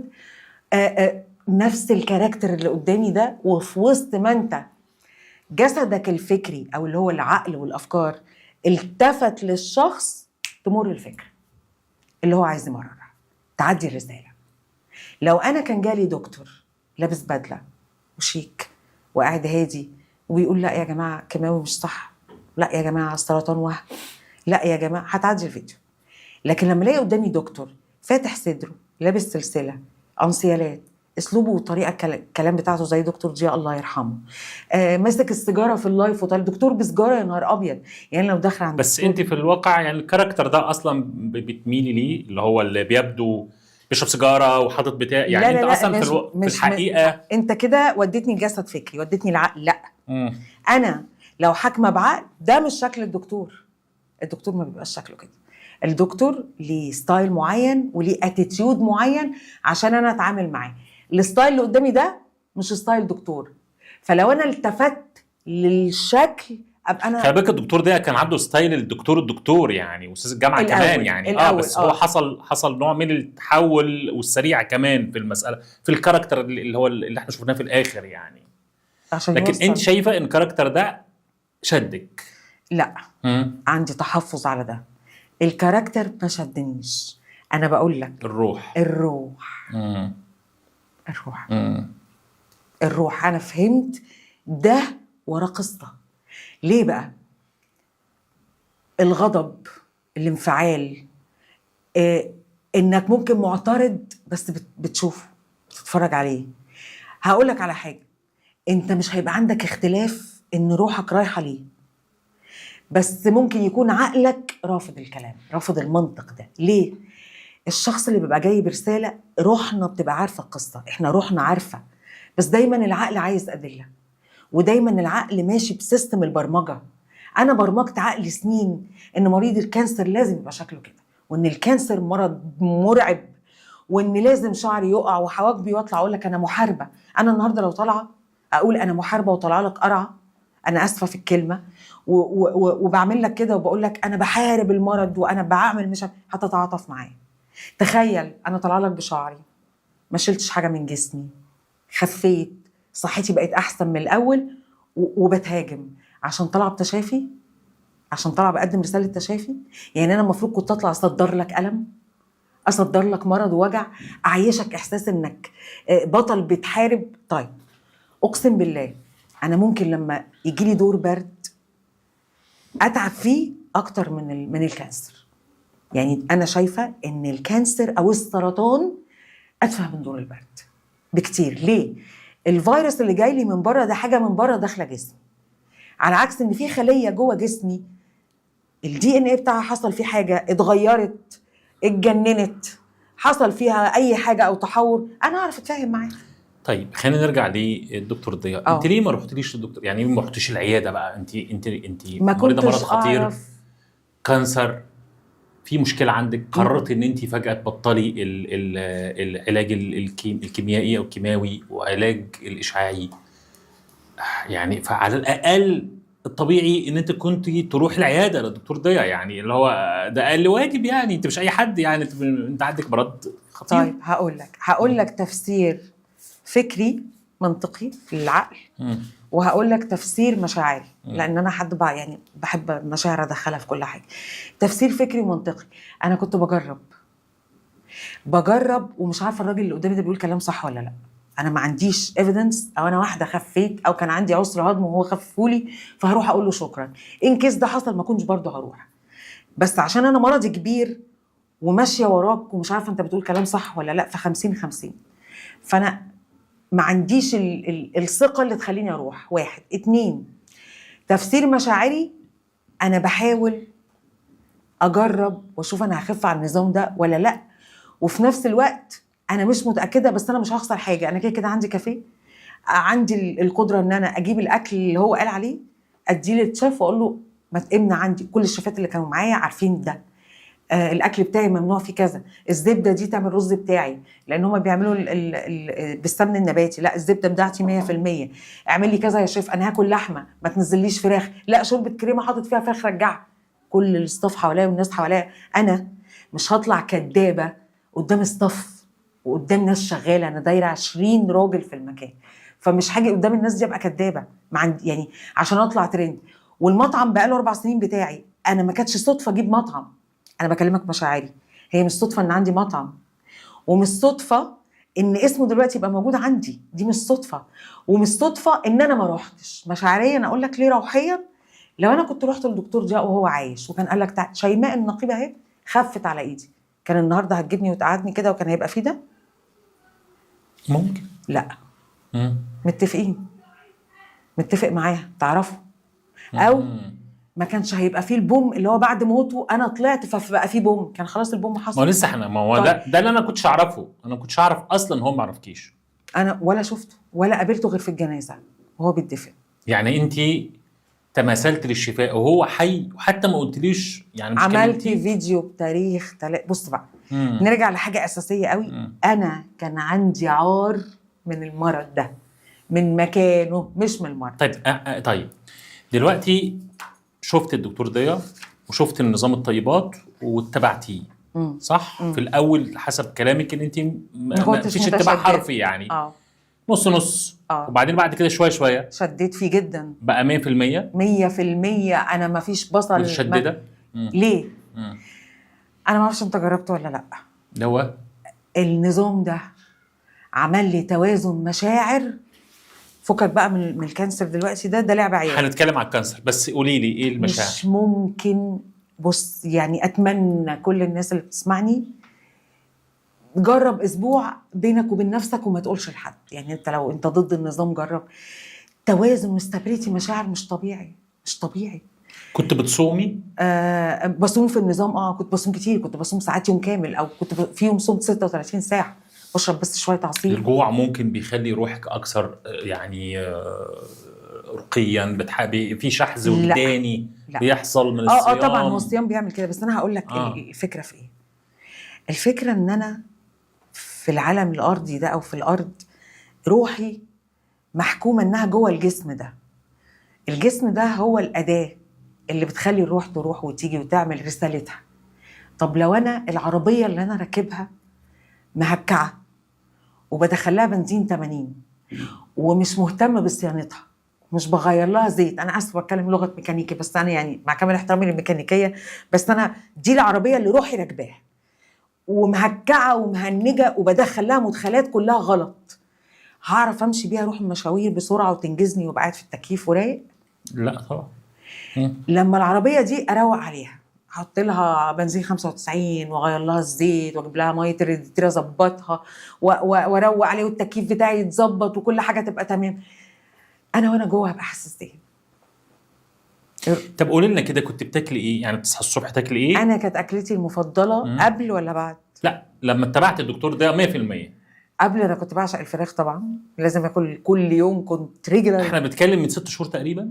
من 6 شهور. 6 شهور يعني انت متبعه النظام من 6 شهور. من 6 شهور. استنى. طيب احنا بنتكلم دلوقتي ان انت وقفتي جلسات خلاص كيماوي واشعاعي وبقيتي تتفرجي على الدكتور ضياء في البث المباشر او في الفيديوهات يعني، وبقيتي لا خلاص عمري ما دخلت له لايف. انا يعني أنا حد فيديوهات. بشتغل 24 ساعه. طب تمام. السيشن ثيرابي بتاعتي جلسات والكافيه. طيب فكنت طيب. بتفرج على انا بس فيديوز. هنا عايز اشوف علاقتك بالمستشفى، علاقتك بالاطباء. ولا اتقطعت. انا رحت عملت المسح الذري من غير روشته، واسالوا 57 357. انا عملت المسح الذري بس بدون عشان ما بس انا عايز افهم شيء. انا بس اسمعني بس. أنا معاك. طالما انا مش فاهم، فربما يكون واحد زي حالاتي كده برضه قاعد مش فاهم. انا معاك، اسال. هي الفكره ايه؟ انه انت خلاص قطعتي، عشان الوقت بيفرق معايا كام شهر. انت شهر 10 بدأتي نص نص تمشي على الطيبات. تمام. ممكن نقول في شهر 12 في شهر 1 اللي فات، اكستريملي في شهر 1 اللي فات بقينا بنقول 100% طيبات. تمام. ال3 شهور دول انت بتروحيش المستشفى. تمام تماما. وما رحتيش عملتي مسح ذري عشان تعرفي الكانسر ده لسه موجود ولا لا؟ رحت بقى 23/3 عملته من غير الرجوع لدكتور ثواني، بدون الرجوع لدكتور. انت رحتي عملتي في شهر 3 المسح بعد ما مشيتي كام شهر على الطيبات؟ 6 شهور. 6 شهور 11 12 1 2 3 5 شهور. 5 شهور. عملت المسح. مين اللي عمله لك؟ مستشفى اللي انت كنت 57 357. طيب الدكاتره اللي كانوا بيتابعوا معاكي شافوه؟ لا ما حدش شايفه. انا طلبت من نور اللي هي في 57 بتحجز لي، لازم المسح ده الدكتور يبقى بعتك بروشته. قالت لي عايزه روشته. قلت لها نور الدكتور بتاعي تعبان ومعهوش روشته، مش هعرف اكلمه اجيب منه روشته، رجله مكسوره مش هيقدر يديني روشته. ممكن قالت لي مش هينفع. رحت قصه الروشته القديمه بتاعتي تواريخها وبعتها لها، حجزت وهي مش عارفه. هاتولي من 7 يعني انت قعدت 5 شهور او 6 شهور. عشان ماشي. بس ده اسئله للناس بقى. والله هنرجع للقصه الانسانيه والله. هنرجع. بس انا 5 شهور او 6 شهور انت لا تعرفي الكانسر في جسمك عامل فين ولا واصل فين ولا اي حاجه خالص. طيب انت النهارده حسيتي بتحسن ما في خلال ال5 شهور عند شهر 3 عند المسح الذري؟ تماما. الورم الماس اللي جوه ده، يعني الكتله دي ايوه خست، اتغيرت، اتحسنت؟ يا باشا يا ريتها جت على الكتله، اقسم بالله يا ريتها جت على الكتله بس. خسيت، جسمي تناسق. كان الدكتور يقف يمسك بالشبر كده من فوق الحزام، دكتور ضياء، ويقول الجزء ده من هنا لهنا انت بتاكل كذا فعندك متكتل، الجزء ده من هنا لهنا عندك متكتل عشان بتاكل كذا، الحته اللي ورا اللي هي انا اسفه سوري اللي في ظهر البرادي دي بتطلع لك بسبب انك انت فاهم الراجل ده معجون ازاي؟ او وراه يلا، انا كنت عارف ايه وراه، ورقه وقلم، يعني انا عندي اجنتات ورقه وقلم، يلا يلا يلا وقف تختفي هنا، يختفي هنا. انا الراجل ده خلاني دكتور. طب قولي لي كده كنت بتاكلي ايش؟ دكتور نفسي. باكل كل حاجه. لا بص اصل الناس انا عايز اعرف انا على المستوى الشخصي يعني باكل كل حاجه هو قايل عليها باكلها. زي اديني مثال. انت بتفطري ايه؟ بتتغدي ايه؟ بتعشي ايه؟ طب الاول بس انا عايزه اقول لك حاجه. هو مش مانع عشان هو مانع اللي احل الله، لا، في حاجات طبعا موانع اللي هي مضره لطاقه جسمك ولروحك وللمكنه اللي لسه قايلك عليها لازم تمشي كويس، زي البصل وزي الثوم وزي الحاجات دي كلها للمعده. هو الاساس عنده المعده انها تبقى سليمه. هو باعد عنك كل الحاجات اللي عليها رش، المسرطنه المسممه، بعدها قال لك ابعد عنها. في ناس هتقول لك ما هو ايه اللي ما بروشش؟ يعني انا النهارده انا لما بروح اجيب يعني مثلا عصير اللي هو الجوافه مثلا. أيوه. تمام. اللي هو النكتار ده. أيوه. طب هو انا دلوقتي مين اللي قال لي ان الجوافه دي برضو مش هقول لك الحاجه لما بتدخل في درجات تصنيع عاليه، لو فيها رش او فيها سم، ده كلامه انا اللي بقوله دلوقتي، ده كلامه مش كلامي. بتخف جدا. فالمواد الحافظه عندي ارحم ما اروح اجيب واحده جوافايه او واحده اناناسايه او كانتالوب واخده السم وداخل فيها وامسكها بايدي واغسلها واكلها.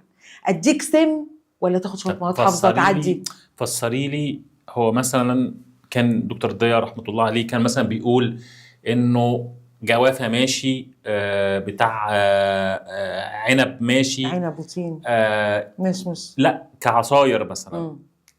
طب تمام حلو، بس يقول تفاح لا، اناناس لا، كذا لا. بص فسري لي ليه. ما هو انا لانه اذا كانت بنفس النظريه بتاعت التحول الكيميائي، يعني وانه الجوافايه لما اتقلبت عصير وخدت مواد حافظه و ضررها السام قل. طب ماشي، ما هو ده ممكن ليه بقى ما بنطبقش مثلا على فاكهه تانية؟ اشمعنى الحاجات اللي هو حددها تحديدا يعني، اشمعنى دول؟ طيب انت عندك الموز مسموح، هتقشر القشره وتاكل الموز ده. العنب السطح بتاعه ناعم، هتغسله او هتنقعه في الميه وهتاكله زي الفل. التين نفس القصه. الحاجات اللي هو الحاجات العنب ما هو بترشش يا اسمعني، السطح بتاع العنب ما بيحتفظ بالرش زي الحاجات التانية. دي دراسته وده علمه. خليني بس عشان ما بقاش تايه هقول لك ليه قال على ده. انت قلت ليه قال على ايه تاني؟ معلش. ليه الجوافه في العصير النكتار مسموحه، وليه مثلا اناناس مش مسموح؟ عشان فيها مواد حافظه، هو عايز يبعدك عن الحاجات اللي فيها رش. طيب على فكره هو ما قالش ممنوع. هقول لك على حاجه. هو عايز يعمل ايه في الاول؟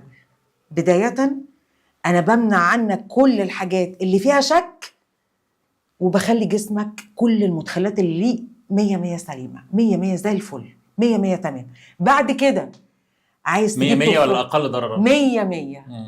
100 انت جوه النظام ده بالملي 100. انت بس في حاجات كانت مسموحه شيماء، وبعدين إيه؟ بعد كده ما عشان عمل تجربه عليها وتعب.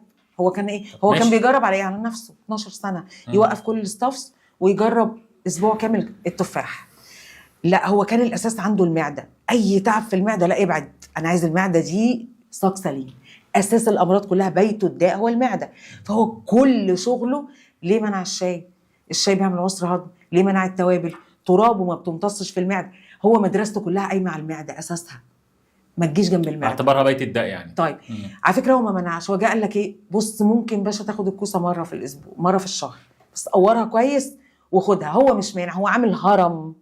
في القمه اللحمه الضاني، تيجي بعديها الحمام، يجي بعديها الكبده. هو بدأ الموضوع يقل شويه بشويه عن اللحمه، حتى بعد كده منعها، وبعدين بعد قال مره واحده بس في الاسبوع اذا كنت مضطر. طيب انا دلوقتي هقول لك المدرسه بتاعته في النظام معايا. انا منعت كل اللي قال عليه، كنت متشدده جدا في الاول زي ما بروح الجيم، لا ما ينفعش كذا، لحد ما ابني الجسم. بعد ما بتبني الجسم في الجيم، او بعد ما حد بيروح الجيم وبيبني الجسم، بعديها عادي لو خد له اي حاجه من الممنوع حته.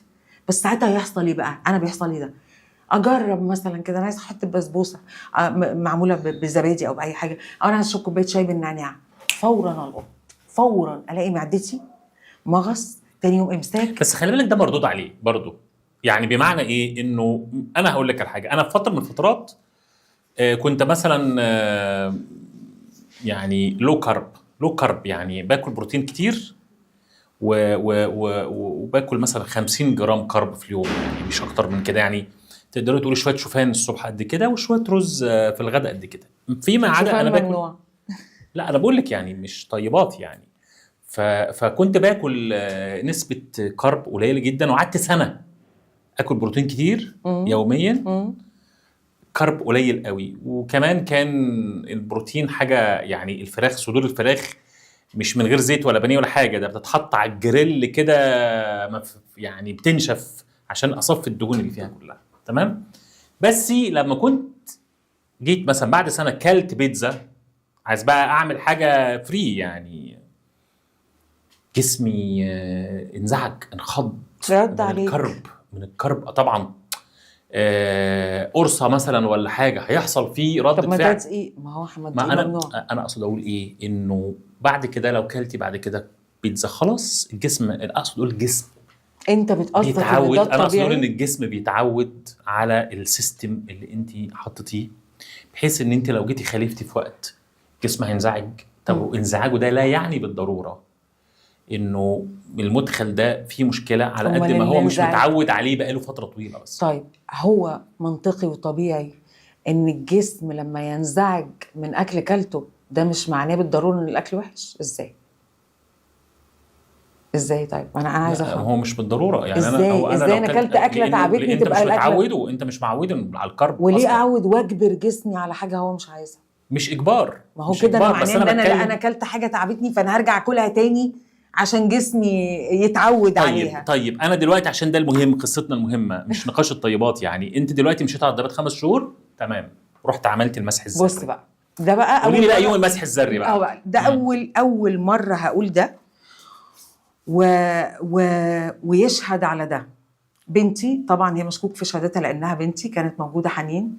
يشهد على ده دكاتره المسح الذري في 57، النيرس اللي كانت واقفه مش فاكره اسمها في 57، دكتور الاشعه في 57. ايه اللي حصل؟ انا رحت اتحجز لي الميعاد ورحت الساعه 11، قعدت في المستشفى، في معايا 20 حاله، كلنا بنخش بالدور، بناخد الماده المشعه بتتحقن، بنقعد على كراسي، لان المفروض قبل ما تخش المسح الذري تقعد ساعه مسترخي تماما عشان الجسم يقرا نشاط الذرات ما بينها وما بين بعض. هو ما بيقراش الخلايا الاعضاء، بيجيب نشاط الذرات بتاعه خلايا الجسم. تمام. انا طبعا من شهر 10 اولموست، والاشعاع خدت في 11 وفي 12 جلستين 3 متنطورين، وقفت كل ده انا ما اعرفش ايه اللي داير جوه. فانا قاعده ما بين وانا ظهري وجعني فجاه وانا قاعده، عارف وانا في المسح، يا نهار ابيض لا يكون راح العمود الفقري. لو هو دايما بيديك فكره ان الورم ده ايه، بيجري يروح العمود الفقري وبيجري يروح في الحتت دي. فانا جالي كل الاعراض اللي انت ممكن تتخيلها في الحياه وانا قاعده. صباع رجلي ده حاسه، بقيت اقول لا حنين انا خايفه يا ماما، معلش بس برضه ماما ماشيه جنب ولا دكتور اللي هي يعني هي شايفه ان انت يا ماما ان شاء الله هيطلع خير، ان شاء الله ما فيش حاجه. طلعونا فوق ومنعوها انها تدخل، وقعدنا كلنا بقى مرضى الكانسر، اللي خف وجاي يعمل متابعه دوريه، واللي وجاي يشوف وصل لحد فين، اللي قاعد بعمل كده، واللي قاعد واخد واللي قاعد مرعوب، واللي قاعد وانا قاعده بقى هنشوف اللي هيحصل. انا وفي بعديه 2، يعني احنا كنا كتير، فانا ادوني الابره وفضلت قاعده شويه، وفي بعديه 2 فنادوا عليا عشان ادفع الفلوس بالفيزا. فالفيزا كل ما بيدخلها الباسورد، انا بحكي لك بالتفصيل، الباسورد بيطلع غلط، الباسورد بيطلع غلط. فقال لي في مكنه تحت انزلي اسحبيها كاش. نزلت اسحب كاش، وانا بسحب لقيت عيل صغير، انا عمري ما هنسى المشهد ده، قد كده عنده 2 أو 2.5 سنين، ماسك في السور وعمال يعيط، وفي ايده الكانولا بتاعت الكيماوي في 57. فقلت لمامته هو بيعيط ليه كده؟ ما تسكتيه، يعني هو متألم اكيد. قالت لي لا هو عايز ورده من السور، وانا شايلاه من اول اليوم وجايه من البلد وتعبانه، هم معظم اللي في 57 ارياف كلها، ومش قادره ان انا اروح اجيب له الورده دي. فرحت رايحه شديت الورده ورجعت قلت له خد يا حبيبي. فالواد انا مجربه كيماوي، ففاهمه ان الواد اللي قدامي ده يعني واقف على رجله، يعني فاهمه قد ايه الواد ده بطل. فبحط هو بقى ايه، نسي بقى الكانولا ونسي وجع الكيماوي ومسك الورده وعمال بقى ايه بيبص لي وبيضحك وفرحان. فانا بعمل له كده على راسه، بحط ايدي على راسه، لقيت راسه عاليه. فقلت لها هو عنده الورم فين؟ فقالت لي عنده في المخ. قلت لها طب ليه ما شالوهوش؟ قالت لي لسه صغير وهنعمله زرع نخاع. فرحت موطيه عليه بايستيه، قلت له اسمك ايه يا حبيبي؟ قالت لي اسمه بشار. انا حد روحاني زي ما قلت لك، فاول ما قالت لي كده ارتحت، اطمنت على المسح بتاعي انه هيطلع كويس من اسم بشار. دي شخصيتي يعني، عشان بس تبقى فاهم دماغي. وطلعت قاعده في دماغي بشار ده، هو ليه عيل صغير كده عنده 2.5 سنين يجيله ورم في المكان ده؟ ليه؟ انا برضو عارفه ربي مش بان انا ابقى لابسه حجاب، ومش بان انا ابقى جايه لك قاعده عامله كده وبقول لك لا، انا عارفه ربي هو مش هيعمل كده، مش هيعمل كده، ده مش صنعه، ده صنعنا احنا، وفي حاجه غلط ما علينا. دخلت، المفروض قعدنا ساعه وانا ورايا 2، دخلت على الجهاز، وانا على الجهاز طولت قوي، ولقيت الدكتور عمال في المايك يتكلم لو سمحتي اثبتي. انا ثابته، ما تتحركيش. تمام. طولت، ده مش الطبيعي، قلبي هيقف بقى، قلبي بيدقه هيقف، مرعوبه. وبعدين لقيت الممرضه، وده مش طبيعي، لفت بيبقى فيه شاشه سكرين ازاز، ودخلت لي فتحت الباب. الكلام اللي انا بقوله ده حصل في 57، وما رضيتش اقوله على الصفحه ولا في اي حته عشان هيتقال لك بوست، لا انا بقوله من على منصتك يطلعوا يكذبوني. وراحت داخله لي جوه، قالت لي هو انت جايه منين على هنا؟ قلت لها جايه من بيتي. جايه ازاي يعني؟ كنتيش في الجيم النهارده الصبح قبل ما تخشي على طول؟ انت ساكنه جنبنا. قلت لها انا من اكتوبر. والسيده زينب جيم ايه؟ هو في ايه؟ قالت لي طب ثانيه واحده، وراحوا منادين بنتي، فشايفاها قدامي معاهم في الشاشه، بس شكرا انا الورم منتشر عندي في كل حته. قلبي وقف، يا نهار ابيض، هو في ايه؟ طب معلش استاذ شيماء، هنضطر بس تستني بره شويه. طب يا جماعه انا المسحي في حاجه؟ لا هو بس في حاجه غريبه في الشاشه فاستني بره شويه. تمام. طلعت حنين بقى مستنياني، يا ماما انت على الشاشه شكلك غريب قوي. قلت لها يعني؟ قالت لي يا ماما شكل جسمك غريب وهم عايزين ينزلوا دكتور من فوق يعرضوه عليه. واتقال في الريسبشن بتاع 57 استاذه شيماء ما تمشيش تستنى. الكلام ده انا بقوله عندك اهو، وقدام 57 تطلع لي النيرس، يطلع الدكتور، يطلع الاستقبال اللي قال لي استني حضرتك ما تمشيش، كله مشي. فضلت قاعده لحد الساعه 3. بعدين راح نزل لي دكتور، تعالي يا شيماء، هو انت بتمارسي جيم كتير قوي او كنتي النهارده الصبح جوه التمرين قبل ما تخشي على طول؟ لا يا دكتور، هو انا عندي، انا بعمل اقول له هو انا انتشر، هو في ظهري صح، هو في رجلي، هو اسمعي بس يا شيماء يا دكتور ابوس ايدك، هو انت معايا؟ قال لي يا شيماء انت شكل خلايا جسمك شكل خلايا جسم بطل رياضي عمره ما جاله كانسر في يوم من الايام. اقسم بالله ده حصل. انت خلايا جسمك باينه على الشاشه ان انت عندك ماسلز وعندك عضلات، ده ذرات الجسم، خلايا جسمك كلها، حد ما جالوش في يوم من الايام المرض. ده من الاكل؟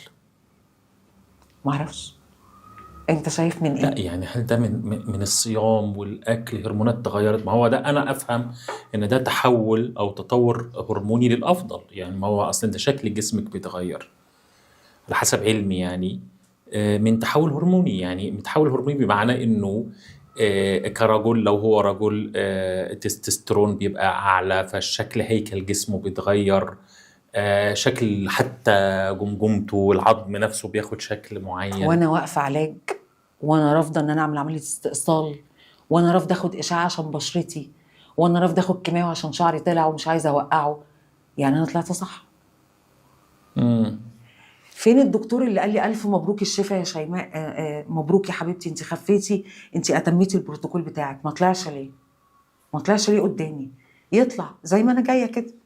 فين ايه اللي احنا لسه جايين عند ده؟ انت دلوقتي تمام المسح الذري، الكلام ده كان من شهر ونص مثلا. شهر ونص. رجعت تاني يوم ذبحت بايدي، جبت خروف في المطعم، كل ده ضياء العوضي عايش، وطلعت فيديو. ذبحت بايدك؟ ذبحت بايدي. ذبحت بايدي طبعا. جات لي ساعتها القوه ان انا حالفه، انا لو انا صح. بس في ستات كتير ما بتعرفش تذبح فرخه دلوقتي. لا ذبحت الخروف انا صح. انا ما كانوا يشيلوا لي لساني، كانوا يشيلوا لي لساني، مش عايزه اذبح بايدي، انا على طول اذبح اللي قال لي كده كنت عملتها. يعني ذبحت، شيرت الفيديو وشكرت دكتور ضياء وقلت ليا تجربه قبل وفاته والفيديو موجود. ليا تجربه حابه اقولها، مش قادره برضو اقول. طيب بعد كده هل في تواصل تم بينك وبين الاطباء اللي كانوا بيعالجوكي؟ اتكلمتي معاهم؟ شافوا النتيجه بتاعه المسح؟ بعت النتيجه للدكتور بتاعي، بعت لي لايك، قلت له دكتور انا خفيت اهو، عملت مسح من غير علاج ومن غير، بعت لي لايك كده، لايك بني مش ابيض، لايك بيج.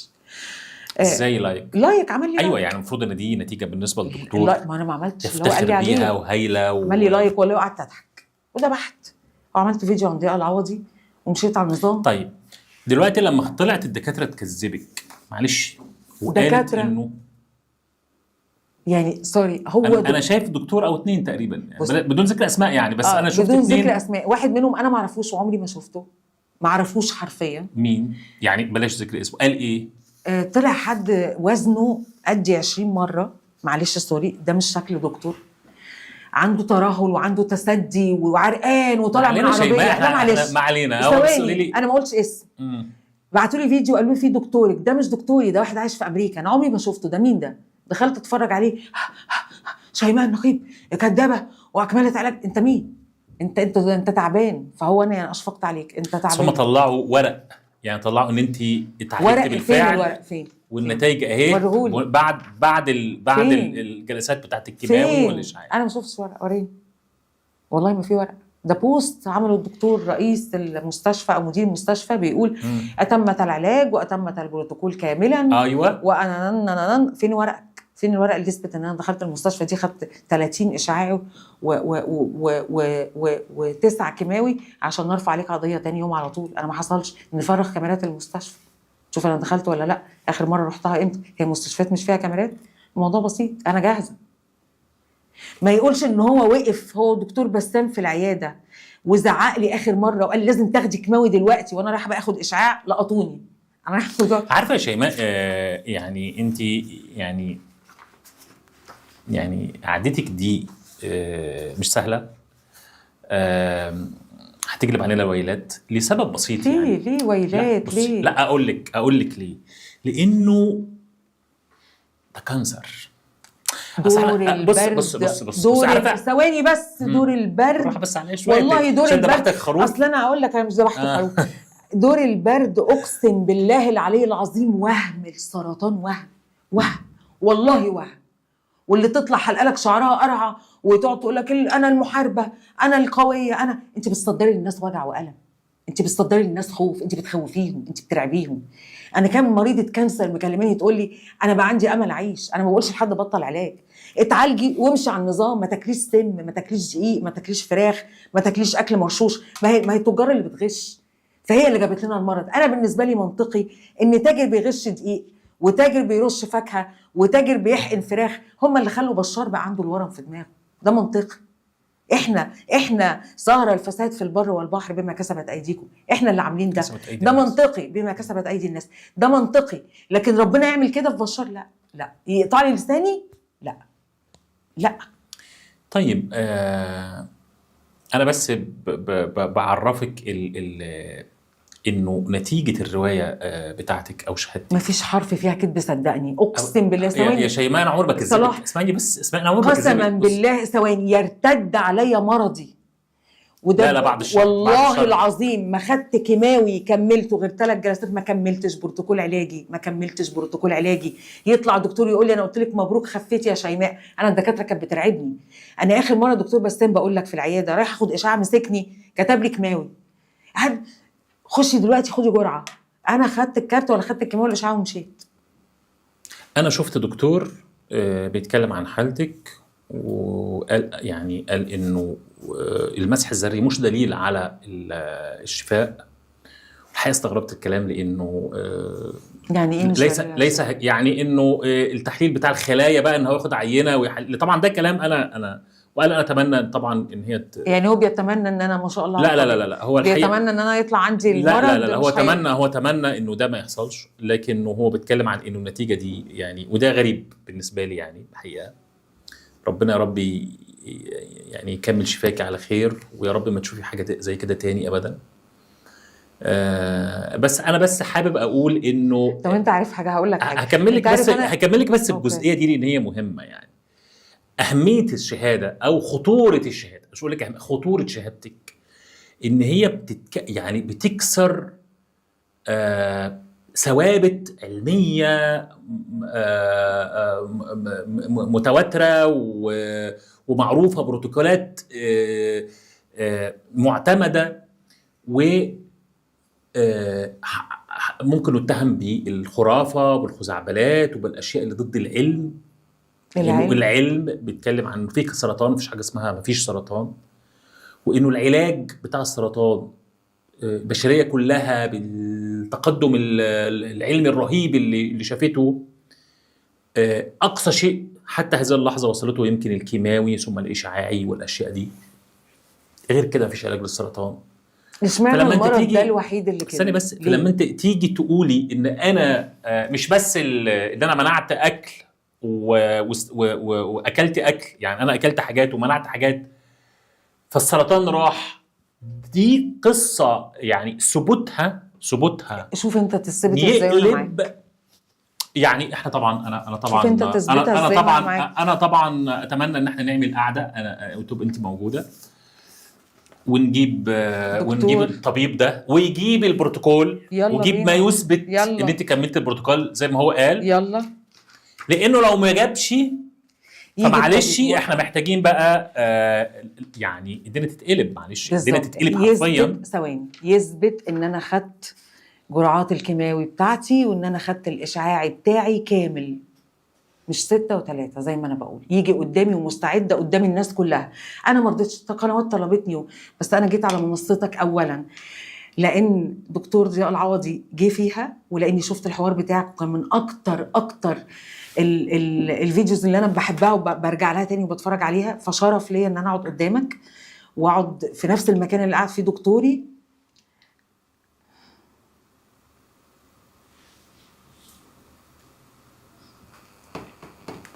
ربنا يرحمه ويصبرك يا شيماء، والحمد لله على سلامتك. والله يعني اهم شيء ان انت بقيتي كويسه، وربنا يخلي لك لعيالك البنات الامامير اللي وقفوا معاكي في المحنه.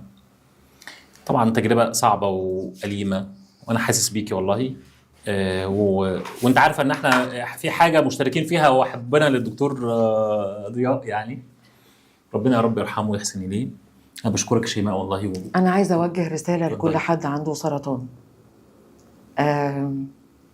انا جالي السرطان وجالي في مكان صعب، مكان